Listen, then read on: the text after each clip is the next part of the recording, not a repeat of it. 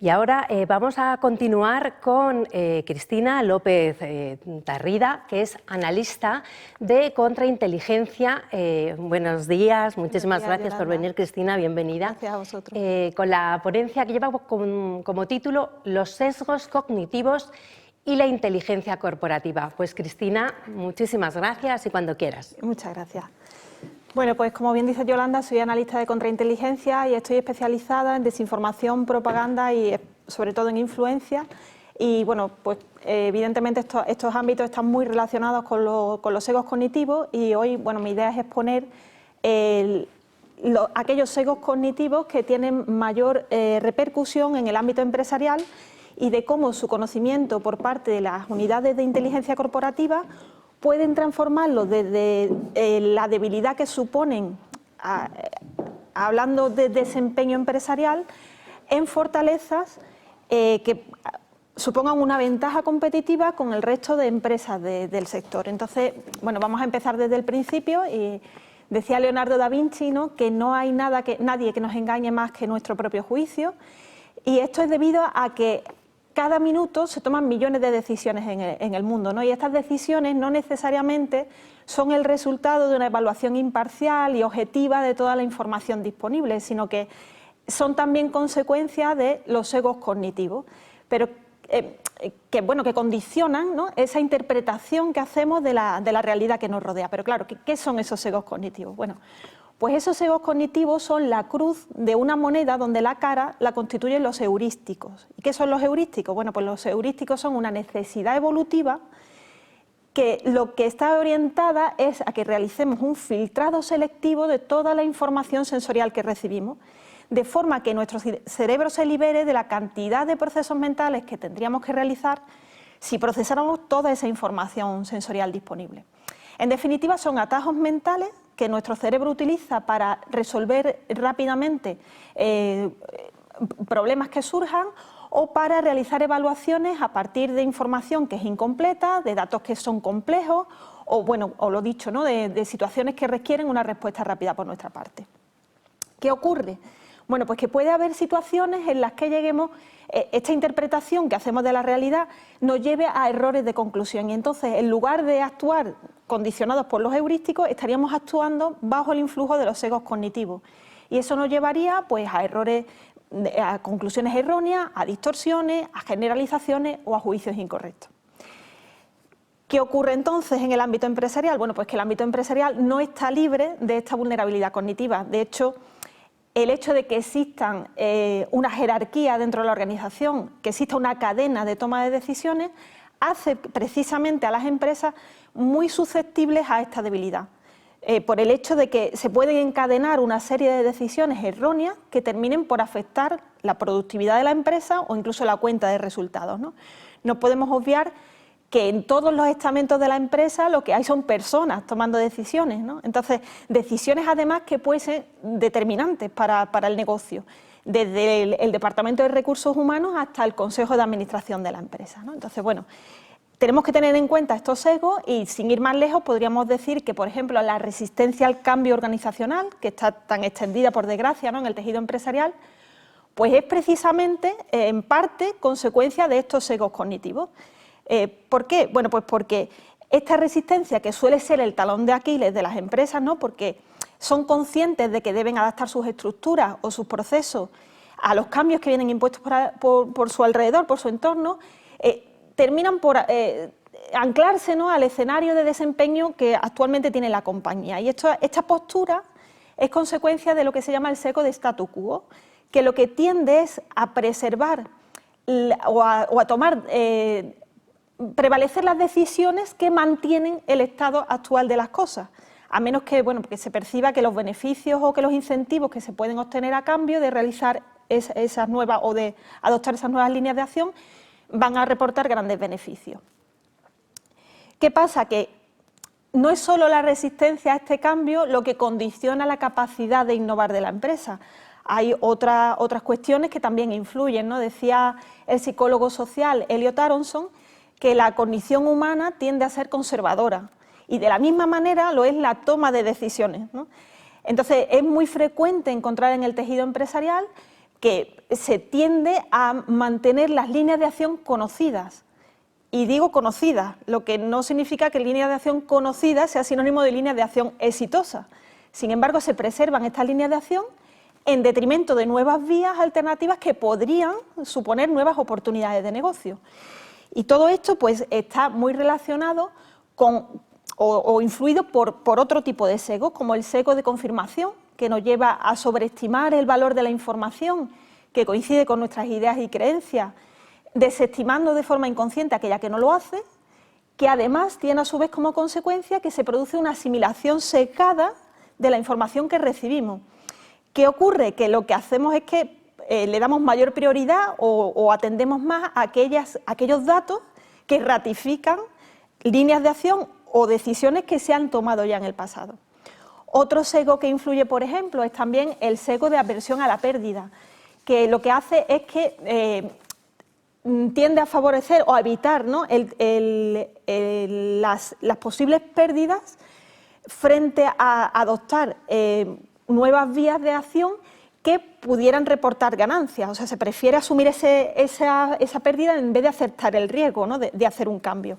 Y en relación con pues tenemos también el sesgo de descuento hiperbólico, por el que se priorizan los beneficios inmediatos en detrimento de compensaciones futuras. O sea, es agarrarnos siempre a lo que ya conocemos antes de arriesgarnos. Si a todo esto se suma, por ejemplo, también el sesgo de obediencia a la autoridad, pues va a ser difícil que encontremos un empleado que esté dispuesto a cuestionar las decisiones de su superior más inmediato, aunque tenga pues, argumentos racionales que se opongan a las justificaciones de este. Pues, ¿por qué? Bueno, pues por esa tendencia que tenemos a seguir al líder, ¿no?, a esa autoridad, y a respetar sus decisiones, aunque ya digo, veamos vías alternativas más favorables.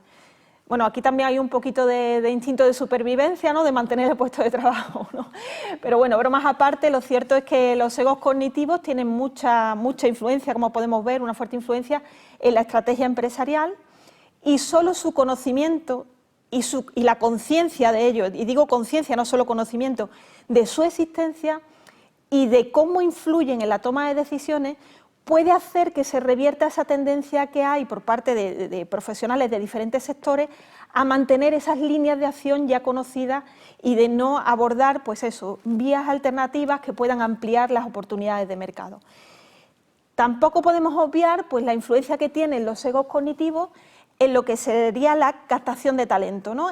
Por ejemplo, acentuando la predisposición de los responsables de recursos humanos de valorar positivamente a aquellos candidatos con los que sienten cierta afinidad. Esto es consecuencia del sesgo de pertenencia.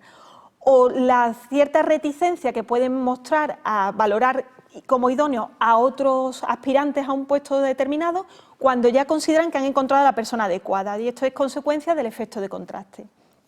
En definitiva, que a pesar de todo esto tendríamos que tener en cuenta que como el objetivo último de la empresa debe de ser, ¿no?, convertir las debilidades en fortaleza, pues también debemos de entender que los sesgos cognitivos pueden ser una debilidad, pero también pueden ser una oportunidad de mejorar las vías de negocio.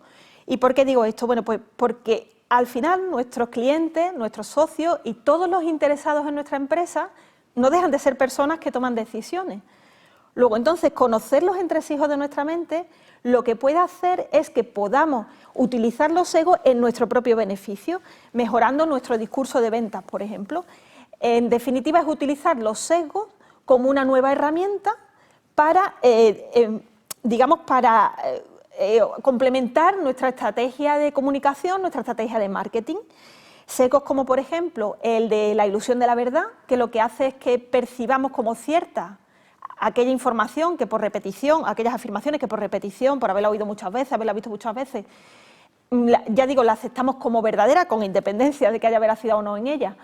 O sesgos como el de disponibilidad, que nos lleva a emitir juicios, a adoptar posturas sobre un hecho concreto, a actuar en función de la información que nuestro cerebro ha almacenado más recientemente, o en función de la información que se deriva de situaciones que nos provocaron intensas emociones. Pues esto nos lleve a construir de una forma más eficaz nuestro discurso de venta, pudiendo asociar, por ejemplo, nuestra marca a determinados valores o a determinados eslóganes que por repetición terminarán por calar en potenciales clientes. Ya digo, en definitiva es utilizar los sesgos cognitivos como un instrumento para perfeccionar nuestro discurso y para influir en la toma de decisiones de nuestros consumidores. ¿En qué sectores más dentro de la empresa influyen los sesgos cognitivos? Pues en el proceso precisamente de obtención de inteligencia.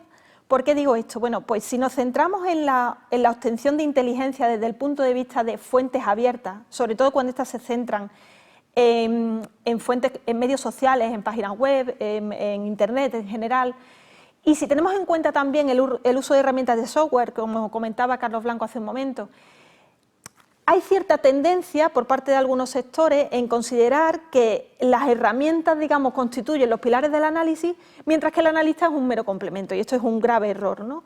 Aquí podríamos determinar que ha mutado el sesgo cognitivo que antes afectaba únicamente al humano, ha mutado a su versión tecnológica. ¿Por qué digo esto? Pues porque tenemos sesgos como, por ejemplo, el sesgo de exceso de confianza, que lo que llevaba en su momento era a tener precisamente un exceso de confianza en la capacidad intelectual propia, en la capacidad de evaluación, pues ese sesgo ahora se ha trasladado a las herramientas. Tenemos un exceso de confianza en los resultados que las herramientas nos proporcionan. Por otra parte, tenemos el sesgo del intruso, que lo que llevaba era utilizar a terceras personas para que hicieran su análisis, su valoración, entendiendo que terceras personas siempre tendrían una visión más objetiva, más libre de intereses y mucho más objetiva, ¿no? ¿Qué ocurre? Que hemos convertido a ese tercero en concordia, en este caso, en las herramientas de software. Pues con todo esto hay que tener mucho cuidado, porque realmente esas herramientas de software son cajas negras, de las que no conocemos cómo se realiza esa selección de información, cómo se filtra, cómo se prioriza, ¿no? Entonces es importante que no caigamos en estos sesgos tecnológicos. Por otra parte, si hablamos de los motores de búsqueda, ocurre algo parecido, ¿no? Todo analista tiene la consideración, ¿no?, de que si utiliza el modo incógnito, ¿no?, el anonimato en la búsqueda, en el momento de realizar búsqueda, se está librando de secar la información que recibe. Nos libramos de sesgarla desde el punto de vista de nuestras preferencias, pero no podemos olvidar que ese ordenamiento, esa categorización de información que hacen los motores de búsqueda responde a los intereses generales, ¿no? Los resultados que aparecen en primera posición responden a las búsquedas mayoritarias, o sea que sí que la información siempre está sesgada, ¿no?, cuando utilizamos herramientas tecnológicas. Y el último eslabón en el que también habría que considerar desde el punto de vista de obtención de información y de elaboración de inteligencia es en la parte que se refiere a nuestros criterios de búsqueda como analistas. Yo esto lo he dado en llamar, que se me permita la licencia de ponerle nombre a este sesgo, el de búsqueda condicionada, ¿no?, o de proyección en la búsqueda. ¿Por qué? Pues porque el analista tiene que ser muy pulcro a la hora de elegir los criterios de búsqueda en fuentes abiertas. El ejemplo más claro creo que podría ser comparar los resultados que se obtendrían si hablamos de proceso independentista o si hablamos de proceso secesionista, ¿no? Los resultados van a estar bastante condicionados por las palabras que utilizamos a la hora de realizar la búsqueda. Entonces, no debemos olvidar que podemos estar sesgando la información y, en consecuencia, la valoración posterior que haremos en nuestro análisis. En definitiva, es entender que lo tecnológico implica un nuevo reto cognitivo y que suma un nuevo sesgos tecnológicos a los sesgos ya tradicionales, ¿no?, que afectan al analista de inteligencia. En resumen, es tener en cuenta, que los sesgos cognitivos deben ser respetados desde el punto de vista de que son una vulnerabilidad que puede afectar a la toma de decisiones y que pueden afectar al desempeño empresarial, pero también como una oportunidad que debe ser explotada para conseguir los objetivos del negocio. Y entender también que los sesgos cognitivos pues afectan a múltiples áreas del negocio, desde la captación de talentos, generación de nuevas ideas, los departamentos de innovación. Y entonces, utilizar todo este conocimiento para convertir las debilidades en fortaleza y las amenazas en oportunidades para al final alcanzar el éxito corporativo. Es decir, que en definitiva es entender que los sesgos cognitivos son un aliado también para los departamentos de inteligencia corporativa que a partir de este conocimiento pueden realizar una explotación que favorezca al negocio. Agradezco a la Fundación Borredà, ¿no?, la confianza que han depositado en mí. Espero que todo esto sirva un poquito un preámbulo, ¿no?, a un futuro debate sobre esta temática, sobre todo la parte que se refiere a sesgos cognitivos en el ámbito tecnológico, y que entendamos también, bueno, pues que estos nuevos retos que implica la tecnología para el analista pues deben ser abordados entendiendo siempre que el analista es el centro del análisis y las herramientas son su apoyo, ¿no?, y que no caigamos, ¿no?, en dejarnos engañar por las herramientas. Pues nada, muchísimas gracias, Cristina, gracias por acompañarnos, ha sido interesantísimo. Creo que vas a tener muchísimo trabajo después de esta pandemia.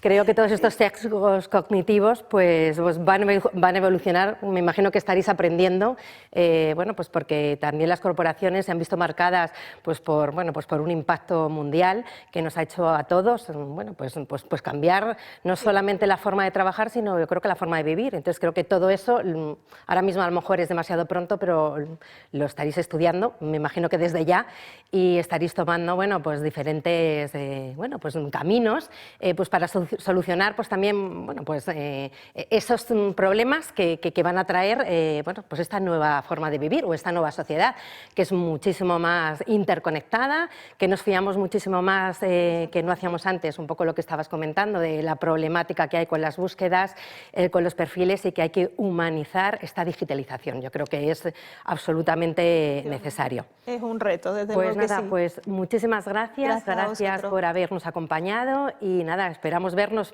prontísimo con vosotros. A vuestra disposición. Pues nada, gracias a ti. Muchas gracias.